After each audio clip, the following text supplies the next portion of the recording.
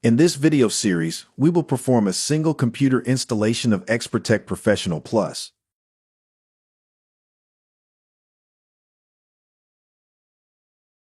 In this video, we will prepare a production server for installation of XProtect. For demonstration purposes or for learning the software, you can install and configure XProtect systems on most modern Windows machines with a minimum of preparation.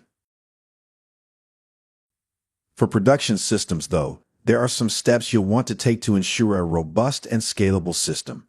These steps will help prevent problems for your customers, both now and later.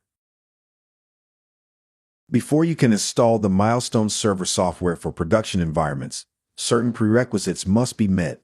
To learn more about system requirements, on milestonesys.com, select Support. Under Help and Documentation, select System Requirements. Here you can find requirements based on the specific product and product variant. We are preparing the server for XProtect Professional Plus.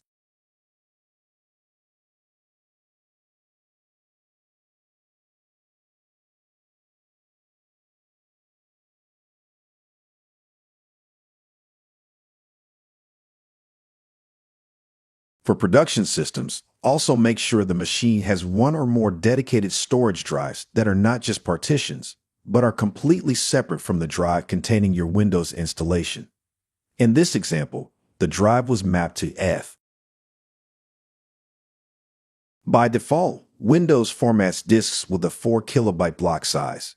For best performance, change that to a 64 kilobyte block size, regardless of your storage type. Right-click the storage drive. Then select Format. Select the Allocation Unit Size drop-down. Select 64 kilobytes. Select Start. Select OK.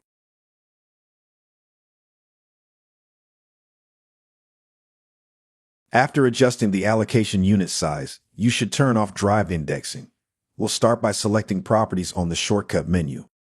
The Windows Indexing Service maintains an index of most of the files on a computer to improve searching performance. This can interfere with the performance of the media database and should be turned off. Select the Allow Files checkbox on the General tab of the drive's Properties dialog box. Select Apply. Select OK.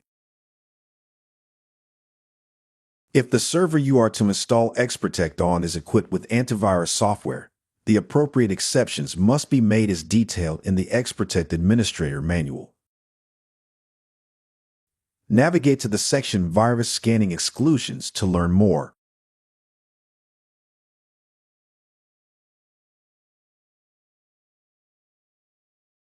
Before installation, you may need to make some changes to your computer. For Windows servers, you make adjustments in the Server Manager. On regular Windows installations, you use Add and Remove Programs or the Programs and Features control panel, depending on your version of Windows.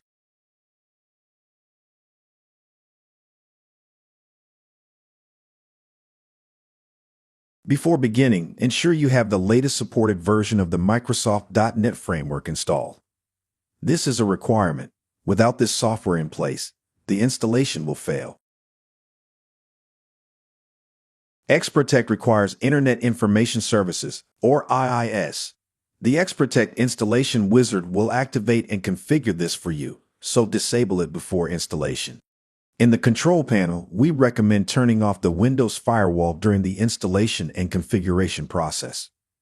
This way, you can verify that everything is working before turning it back on and restricting access to the system. At this point, you should also navigate to System in the control panel and check the computer name. Confirm that it makes sense or change it if you wish. The computer name should not be changed once XProtect VMS is installed.